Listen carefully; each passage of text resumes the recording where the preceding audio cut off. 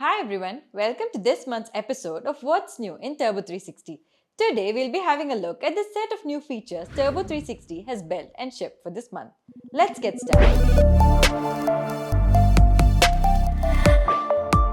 First up, in the business application modules, we have brought in metrics view for resource level monitoring.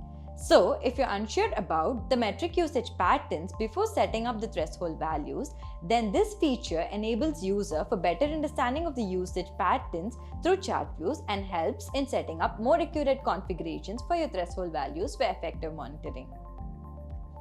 You can access the metric by selecting it in the monitoring section of the relevant resource.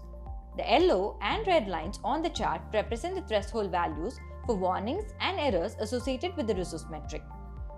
In the settings, you can adjust the granularity, time range, and aggregation for the chart. Hence, this view is particularly helpful for understanding the metric usage, thus enabling you to configure appropriate threshold values. Finding it cumbersome and time-consuming to track data in BAM by instrumenting BAM components within the business code? To overcome this limitation, we have brought in Instrumentation-less Tracking. Here, we have introduced data queries that allow users to access the existing business data from application insights and log analytics and visualize them as transaction and stages, enabling data tracking without the need for instrumentation. Existing users can click on the business process groups in the left pane, triggering a confirm type change pop-up to switch between custom logging and data queries in BAM. After switching, the Create Business Group option appears, guiding you to set up BAM infrastructure and configure resources for transaction stages. You can now switch between log analytics or application insights and enter your query to configure the transactions, after which you'll get to view the results in the tracking page. Now, moving on to the features and enhancement in the optimization section of the cost analyzer. If you're someone who's tired of endlessly tracking resource usage and its cost only to resize your resources to a lower tier, check out this incredible solution, Automated Scheduling Recommendation, that recommends you to downgrade the resources at specific hours based on usage patterns and also allows you to create schedules saving both time and money. To receive the recommendations, enable the Schedule Recommendations toggle in General Settings and define the necessary values. Configure metrics and threshold values to calculate the up and down hours. To view potential schedules, click upon the View Recommendations in the Schedule Summary.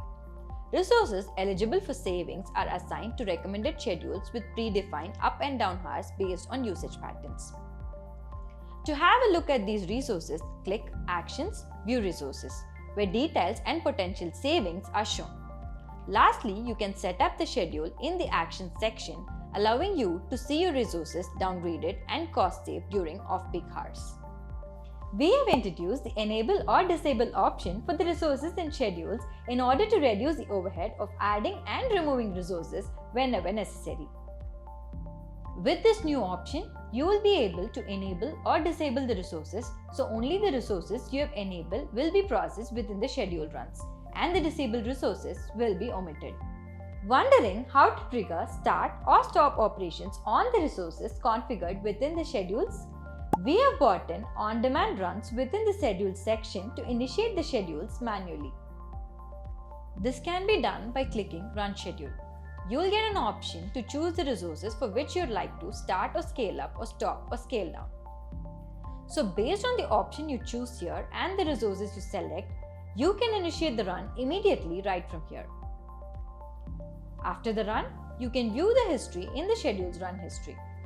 So this feature is particularly beneficial when your schedule is disabled, allowing you to efficiently start or stop a large number of resources simultaneously. If you're seeking justification for the right-sizing recommendations to upgrade or downgrade your resources, we have improved the visualization of right-sizing metrics. Previously, the chart only displayed metric usage without reference to the threshold values. But now, when a resource gets an upgrade or downgrade recommendation, the chart shows data points where the metrics falls above or below the threshold, justifying the recommendation. Click on any of the resource recommendations.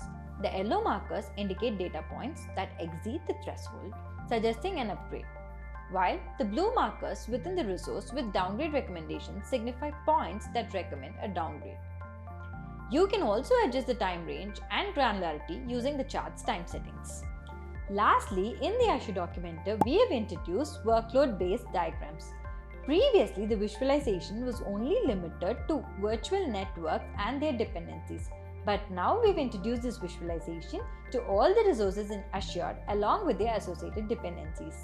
You can choose the network option to generate diagrams of virtual network and its dependencies, or select workloads to visualize all Azure resources and their dependencies via draw.io for enhanced visualization. Thanks for watching and subscribe to Turbo360 for more updates.